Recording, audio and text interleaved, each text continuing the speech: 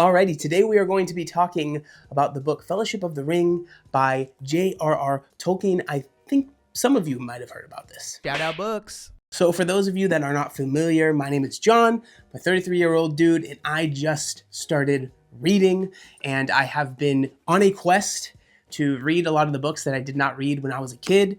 A little bit of backstory, I was diagnosed with ADHD as well as dysgraphia when I was super young, placed in special ed. School for me was always very, very tough, as well as reading. And so a lot of the books that a lot of kids were reading when I was a child, I myself was not doing that. I would see how long they were, and I thought to myself, there is absolutely no way. So we started that with The Hobbit. That was the first book that we read, and so many of you guys were incredible. I just want to say that. But so many of you guys were like, you have to read Lord of the Rings, and that's what we are doing. So we're going to be kind of like reviewing, I don't even really want to call it a review, but just sharing my experience with these books, which each one of these three books that I know technically it's one book, but it's split into three, so we'll just do 3 videos. Why not? And the first one is going to be Fellowship of the Ring. Let's talk about it. So first thing, I got the 4-pack, actually. It has The Hobbit too. These books, I'm glad that I have them, but man, they are tiny. This is a very, very small book. I don't have large hands, and my hand is basically as big as this book is. The writing is tiny, and there are like no margins. So reading this thing, it was definitely an experience, but we got it done. So when I first opened this book, I realized, oh, okay, so it looks like there's going to be 2 books inside of this book, and that's the way that it was split up. At least this exact kind of book. So there was part 1 or book 1, and there's also a book 2 in this one.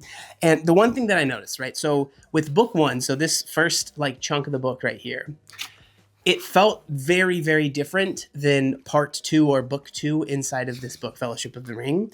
And the way that I was kind of thinking about it and the way that it felt like to me was that the first part of this book, or book 1, was almost like an epilogue, I think is the correct term, for The Hobbit.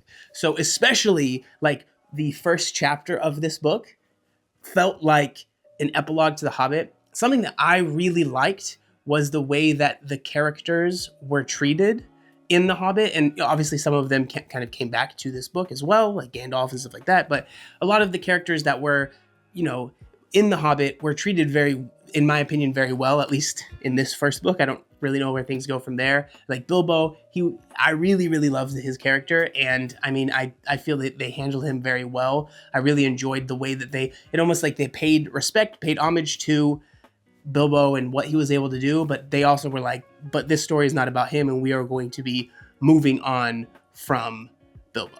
Another thing that I noticed that I really do appreciate with Tolkien's writing, and also honestly the fact that I've seen at least one of the Lord of the Rings movies, and I actually, since I read The Hobbit, I watched all the Hobbit movies. I don't really want to get into it. That's a whole other subject, but the fact that I was able to kind of visualize the way that the world, Middle Earth, looked was really nice, because I personally really enjoy the way that Tolkien writes dialogue between characters. And so I feel like I'm able to really see how a character is acting and the inflections and the way that their faces may be moving when they're having these conversations.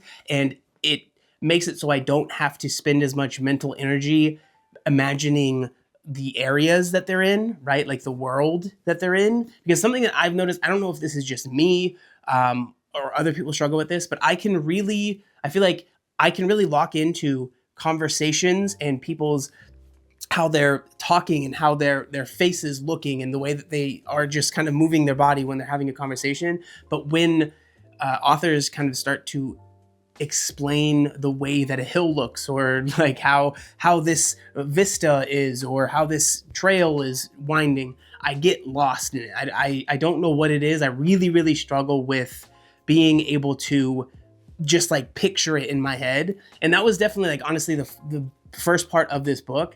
There was a lot of that, and that's something that a lot of people really kind of warned me about, is that there's a lot of time spent just kind of explaining what the trees look like and what the fields look like and what the trail is doing. And it was definitely kind of difficult for me to visualize that stuff. And I don't know if it's a Tolkien thing. I doubt that it's like him not being good at it. I think it's more just for some reason in my brain, I really struggle with being able to visualize, vistas and the way that places are supposed to look. And then as far as the characters, I obviously really like Frodo a lot. I think that he is like the perfect like second person to come after Bilbo, right? Like there's so many similarities, but also Frodo seems to have his own, idiosyncrasies and things that are like different for him versus Bilbo, and there's just differences, right? And then obviously all of the other hobbits.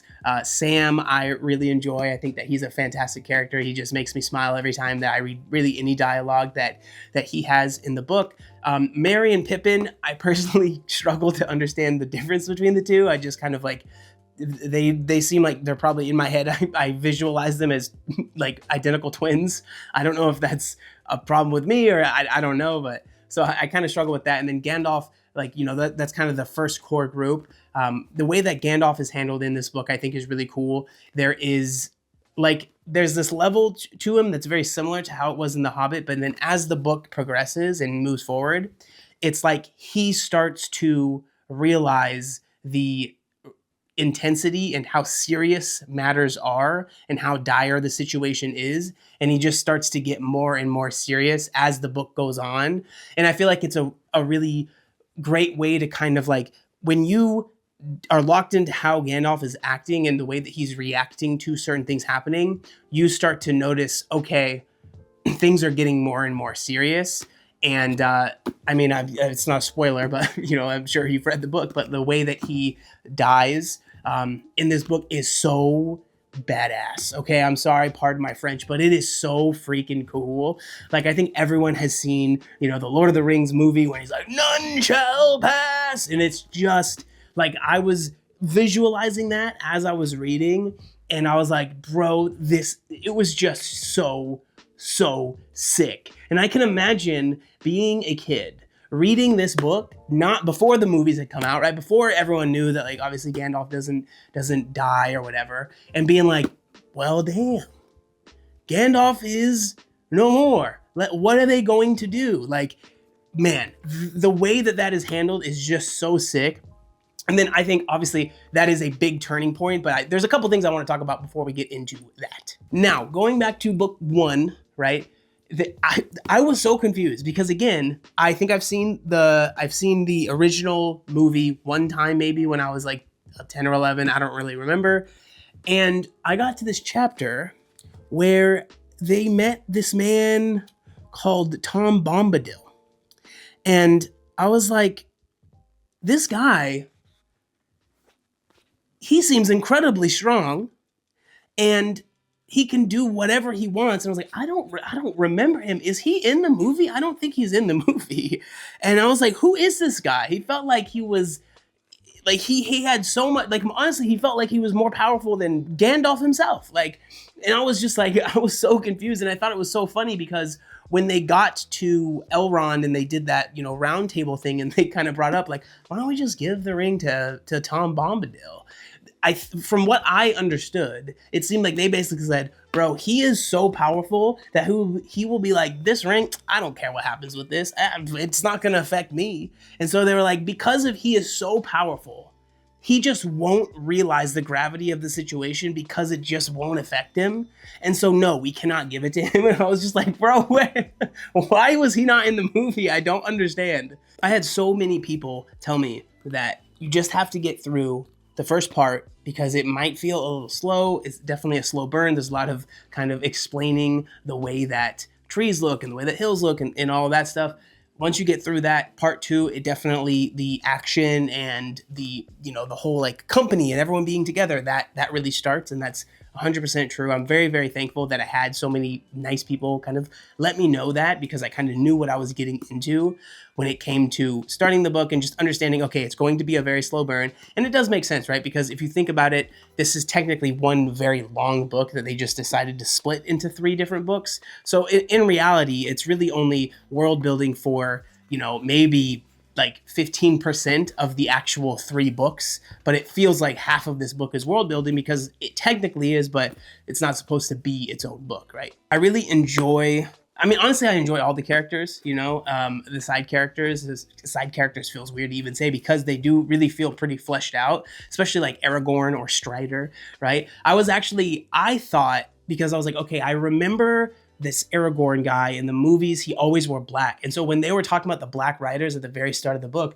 I thought what was happening was Aragorn was kind of following them and like keeping track of where they were. And they just thought that it was some like big bad Black Rider. And I thought that was going to be him. I was apparently wrong on that. But the way that they kind of ended up becoming friends and finding out about each other, I thought was interesting. The fact that they thought it was this one person, you know, they were calling him Strider, and it was interesting because even in the book they were talking about him and saying Strider instead of Aragorn, and then eventually as time went on, they just started, everyone's calling him Aragorn. I thought that was funny. There's definitely, it feels like everyone has like 2 or 3 names in this book, so that's something that can be a little confusing as well.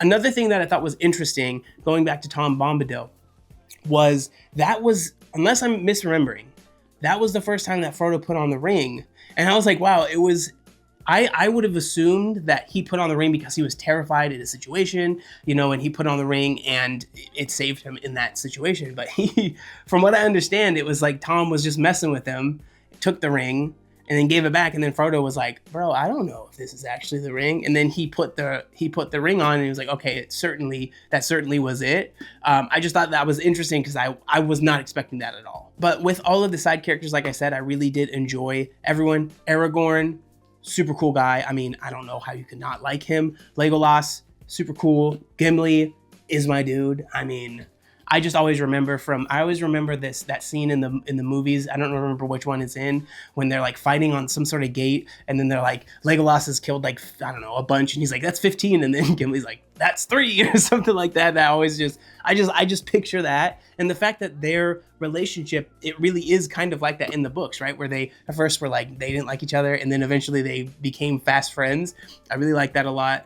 Boromir, I like him a lot too. I can see the struggle that he has, because he sees the value in this ring that could, you know, change everything for everybody. And he's just like, why are we just throwing this thing away? It doesn't make any sense. But you see, right? Everyone that has this desire to use the ring for power, right? To become powerful and use it to, you know, destroy their enemies, even if it might feel like it's a valiant reason to do it, it corrupts, you know? And so it really does kind of make sense that Frodo is the person, because I'm not saying that he's like weak, but he's not someone that he doesn't even want it, right? And I think that that's the most important part, because if you want the ring, you shouldn't have the ring. That's kind of the vibe that I picked up. And Frodo was like, I don't want it. Like, he tried to give it away so many times, you know? People were like, yeah, this is what you need to do. And he's like, do you want this? You can take it. You can have it. And they're always like, you know, I do, but that's why I shouldn't. At least the very wise people, right? Gandalf and the other elves and stuff that they met, that they were like, yeah, I mean, it would be great to have it, but that's exactly why I shouldn't have this ring. Now, obviously, this book was very, very much so darker than The Hobbit. It is definitely a change. Like I said, it felt like book 1 in this, the first half basically of this book, was almost an epilogue, and it kind of like built up to things happening. And then book 2 really definitely ups the ante and ups the darkness level of the book. I mean, that whole part when they're in, I think it's called Moria, probably going to say some names wrong, when they're in Moria and they end up finding the grave of, I think it was Balin or Dwalin, one of the dwarves that you come to really enjoy from the Hobbit. And like the way that they handled that, or Tolkien handled that situation of finding the grave, and how much it affected Gimli, obviously a lot, and how it was just, I feel like in this book, Tolkien really, like, and in that part specifically, he really wanted to, like, just, hey, this is not The Hobbit, you know, like, things are going to get crazy. And it felt like from that moment, right, from when they're in Moria, things just continued to get crazier and crazier. And then obviously, like we were talking about, the Balrog whole situation with Gandalf, that was crazy, insane. That was like, when I was reading that, I could just picture again, like the movie scene and just the things that were happening. I really enjoyed that because it just made it so, vivid, right? And like the doom, the pounding and stuff. I was just like, I was locked in that section. Another thing that, as far as like advice I would give to someone that is trying to read this, this is actually advice that someone gave to me, and I think it was in the comment section of that Hobbit video, which I am so very thankful for, was that they said, like, the first time you read The Lord of the Rings, they were like, just don't worry too much about the names of the places and like feeling like you should know where these things are. Because I think that really helped me relax. Because when I first started reading, because I was reading the comments as I was reading this book, right? When I first started reading, I was like, where is this mountain? And who is this person? And they're the son of that guy. And who are these people? Am I supposed to know who they are? And when I read that comment, it made me realize, okay, it's okay to not know who everyone is. At least for me, it was, because something that I still struggle with, as I don't know if this is just because I'm a newer reader or just it's a personality thing, but I hate feeling a little lost. And I was feeling quite lost. And that comment really helped me feel at ease about the situation and just be like, yo, just go with the flow and just try to obviously understand what you can. I ended up looking at kind of a map of what the fellowship looked like and where they were going, and it helped me kind of visualize what they were doing. But also, I am so thankful that I read The Hobbit, because so many of those characters kind of come back, maybe in small roles, or maybe they just mention them, but it was like, oh, okay, I know who that person is at least, right? And that was a really nice feeling. But I would, advice for anyone that is maybe thinking about reading this book, if they haven't done it yet or whatever, just don't really stress too much about knowing every single name. At least I'm not, and that definitely ease my anxiety as far as the reading and feeling like I'm not completely lost. And maybe I know that there's so much more lore. Like, that's the thing about Middle Earth, right? Is that Tolkien like really made so much. It really feels like it's a real world, right? And so I know that there's a lot of stuff that I'm missing, but as far as like, it seems the most important pieces of this book and this story that's being told, I'm at least understanding it. And so I'm not trying to make myself feel bad about the fact that I'm not understanding everyone's grandfather and father and their cousin over there and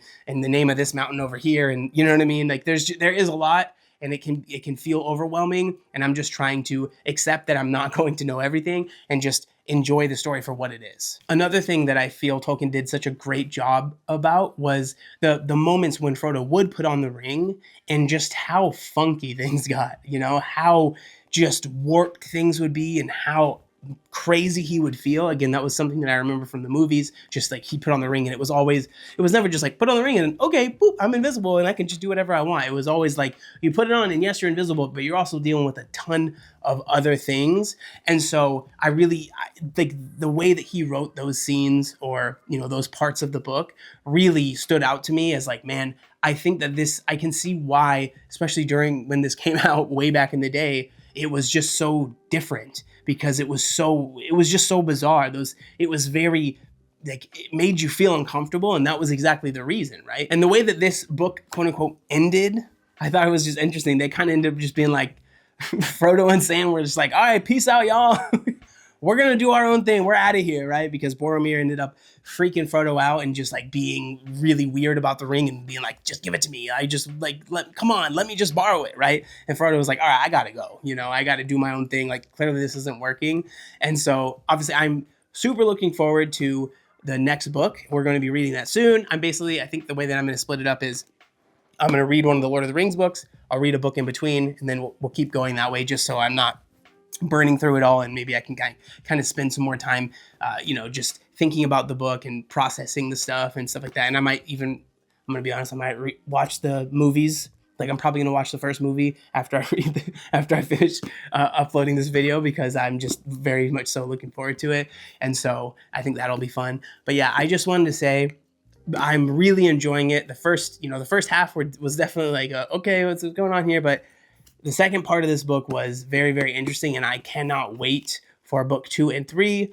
I just want to say thank you, everyone, for all of the kind comments that you left on that Hobbit video. It really was just incredible. Like, it was just very nice. Everyone was very nice to me. Everyone gave me a lot of tips, a lot of advice, and I'm just very thankful. And I'm so glad that I am finally reading this, because again, it's been something that I've wanted to do for so long, and I'm just so glad that I am doing it. And I just want to encourage anyone that feels like they can't do it, or that it's too big of a task, or they kind of want to, but like, you should do it. You can do it, right? And it is possible. And I recommend start with The Hobbit, though. Okay, start with The Hobbit, and I really think that will help you feel a level of like care about some of these characters that I think will carry you through, especially the first part of this book. If it feels a little like it's like a slog, or it feels a little slow, I think that care and the reminiscing that you'll do about the first part of this book, and how it kind of feels like it's almost like The Hobbit, I think will help you push through. But those are my thoughts. I mean, obviously, I could speak about this forever. I don't want this video to be too long. But again, thank you guys so much for watching. We will continue on our journey through Middle Earth, and I hope that you will join us. All right, Shadow Books. You want to say hi to everybody?